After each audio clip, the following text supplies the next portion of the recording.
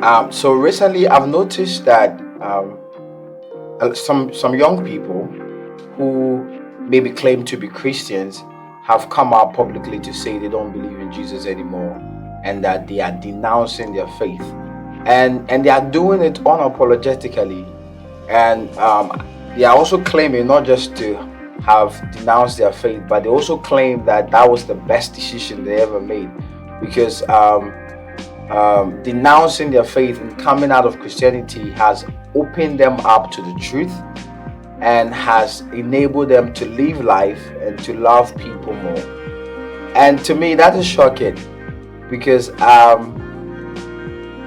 believe that the truth, of course, is in the person of Jesus Christ, and then that He is also the embodiment of love. So when somebody says that they've encountered truth beside Christ, and that they are now living a more fulfilling life and happier life, and they are loving people more besides Christ, I it intrigues me, and I want to know why. Because for me, all these qualities, all these things they're talking about truth, love, all these things, I experienced them when I encountered Jesus, because it was when I encountered Jesus that I got to realize objective truth.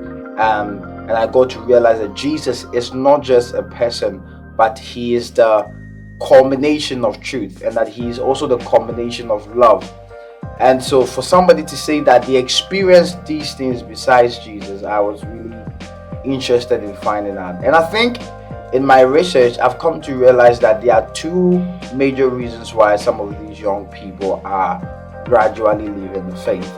And so this today, I just wanted to use this video as a platform to share my thoughts on these two main reasons why I believe that some of the young ones are leaving the faith, and then try and provide solutions to it, so that if you are a young person and you are struggling with these thoughts, maybe this video will be beneficial to you. Okay. So my name is Oxford, and welcome to the Today Christian Show. So the first major reason why I believe that some of these young people are using as a premise to denounce their faith is what I would call the problem of freedom. I think we've come to a generation where the average young person has some form of misunderstanding with the concept of freedom. You see, we are living in a generation where probably the central theme for living is whatever makes you happy is what you should do. Do whatever makes you happy. And this is the philosophy called hedonism, which was founded by, I think, Aristotle. The central theme of life now is that whatever makes you happy, that is what you should do. And so that is what everybody's doing now. Everybody's pursuing pleasure, pursuing happiness. If this thing will make them happy, then they are legitimized, or it is legitimate enough to be pursued. But you see, there is a problem with that philosophy, a huge problem, because if a society runs on hedonism, what would happen at the end of the day is total anarchy, because you cannot build a civilization or a society without law and order. Our young ones have been indoctrinated, lied to believe that you can build a society, a life without law and order. And so anywhere there is law, there are regulations, there are principles. Young people don't like that. They want total freedom. They want freedom without responsibility, without accountability, freedom without any form of restraint. And for people who were brought up in Christian homes and were trained to follow the instructions of the Lord, when they grow up and they come to encounter this hedonism philosophy, their first experience is that then Christianity is inhibiting them, that Christianity is a bonding, is a religion that keeps you in bondage, because if you are a Christian, obviously you can do certain things. So in order to pursue their happiness, in order to pursue pleasure, and whatever will make them happy, they would then have to denounce their faith, denounce the tradition of their Christian belief. Because, for example, if you're a Christian, you know you cannot You can't be living a sexual promiscuous life. You can't be sleeping with people. You can't cheat on your wife. You can't be drinking. You can't be involving yourself in brawling, debauchery, and all form of licentiousness.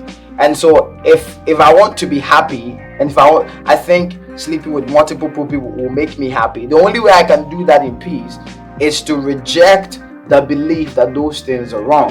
Because in my mind, though I know that those things are wrong because of what the Bible is saying. So if I can convince myself that the Bible is not true, Christianity is false, then the things that I used to think were bad will now become good for me. Because then when you take away God, when you take away the objective reality of God or objective truth becomes subjective, and then you can determine what is right and what is wrong. And that is what our young people want today. Total freedom without law and order, freedom without any form of accountability. And I'm telling you that that philosophy is flawed to its foundation, because when you build a society with hedonism where there is freedom without accountability, the ultimate end will be total anarchy. Imagine that you wake up one day, you sit in your car, you're driving to work. You realize that there are no road signs by the road. There are no road laws and regulations and principles and ordinances. Anybody can do whatever makes them happy. Anyone can drive anywhere. Anybody can drive at whatever speed they want to drive. Imagine that kind of chaos that would happen. Anybody will be anywhere at any time. And that is what should make us realize that the laws that God gives us in His Word are not to necessarily restrain us, but they are to protect us. You see, the laws of God are to shield you so that we do not destroy our lives, because there's a clear difference between having fun and destroying your future. And that is what, as a young person, you need to know. The laws of God are protected. If I do not live a promiscuous life, I'm protecting myself. I'm protecting myself from the risk of contracting STDs and from the risk of all the emotional damages that I will expose myself to.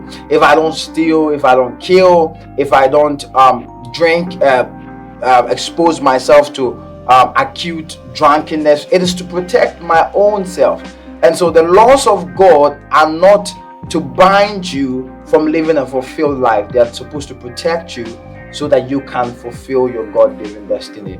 And so for the young people who think that they need to renounce their faith in order to be fulfilled, this is to let you know that the things that you think you want to pursue that will make you happy, they will end up destroying. Another example, imagine that everybody says, okay, whatever makes you happy, do. What if sleeping with a young child makes me happy? You will no longer call me a pedophile because that is what makes me happy. Then would you say no? What if killing people makes me happy? The infamous Ted Bundy, one of the most notorious serial killers, sleeping with women and killing them was what made him happy. For out of his, like killing the Jews made him happy. And so is it illegitimate reason enough for him to pursue that endeavor? Obviously, happiness is a chemical reaction. There are things that makes you happy. Happiness is not synonymous to goodness. The fact that something will make you happy does not mean that it is good for you. The fact that sleeping with another person besides your wife will make you happy does not mean it is an endeavor that you should pursue. So that philosophy is flawed to the ground.